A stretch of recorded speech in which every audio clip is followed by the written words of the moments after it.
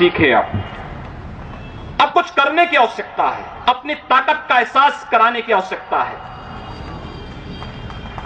कौन मौलाना हैदराबाद से बोलता है, कौन कहां से बोलता है, इसलिए बहुत चिंता मत करिए, क्योंकि बकरे की अम्मा कब तक खैर मनाएगी आप देखते रहिए। बस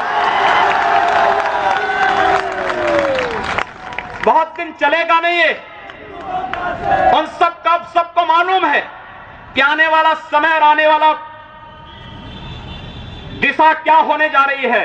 यह हिंदुत्व की सदी है और हिंदुत्व की सदी केवल भारत की नहीं दुनिया की सदी होगी। पूरी दुनिया के अंदर हिंदुत्व का झंडा एक बार पुनः मजबूती के साथ भगवा झंडा दुनिया के अंदर कोने कोने में लहराएगा।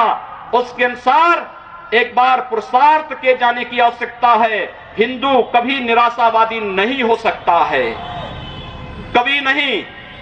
दुनिया के अंदर तमाम संस्कृतियां मिट गई, तमाम परंपराएं मिट गई, सब कुछ नष्ट हो गया, कोई पूछने वाला नहीं, इतिहास में नाम शेष हो गए।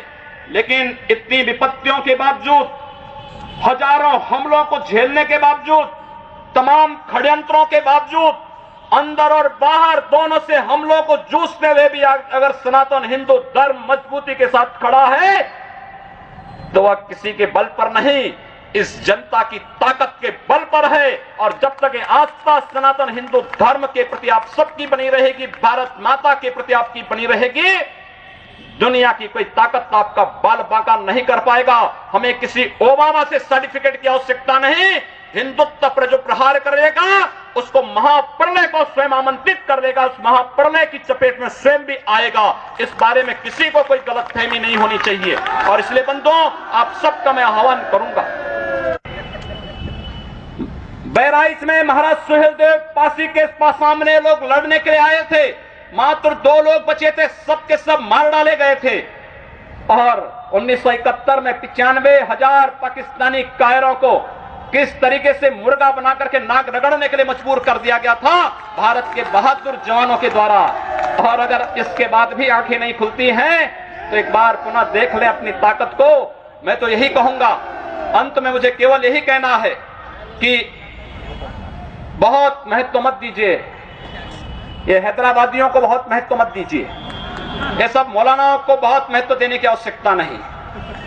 दुनिया के अंदर जहां भी जाएंगे शक की निगाहों से देखे जाएंगे। भारत का संत दुनिया के अंदर कहीं भी जाता है सम्मान की निगाहों से देखा जाता है। पूरी दुनिया के अंदर जहां भी भारत की संत परंपरा जाती है।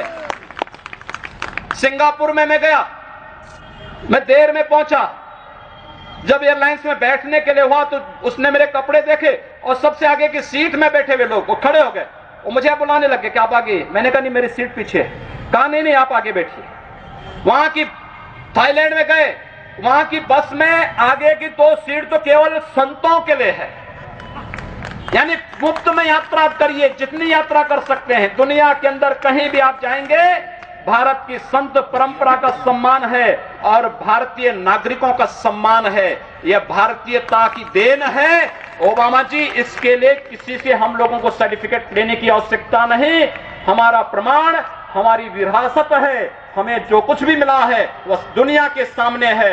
लेकिन याद रखना, अगर कोई हिंदुत्व को छेड़ेगा तो वह मानवता की बर्बादी का संदेश होगा और कुछ नहीं होगा। हिंदुत्व दुनिया के अंदर सुख और शांति का प्रतीक है और विश्व हिंदू परिषद इसका नेतृत्व कर रहा है। विश्व सुरक्षा की गारंटी हो।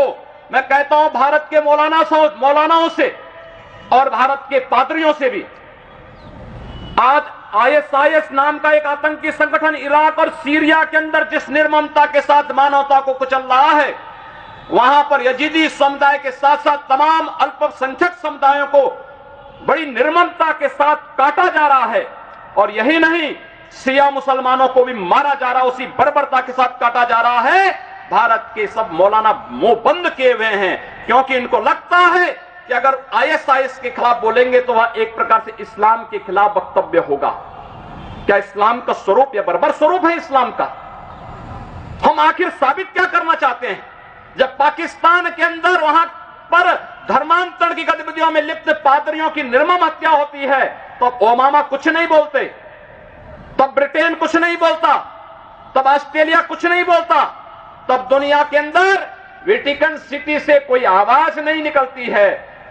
मैं एक दिन पढ़ रहा था मक्का के बारे में, सऊदी अरब के इस पवित्र शहर के बारे में।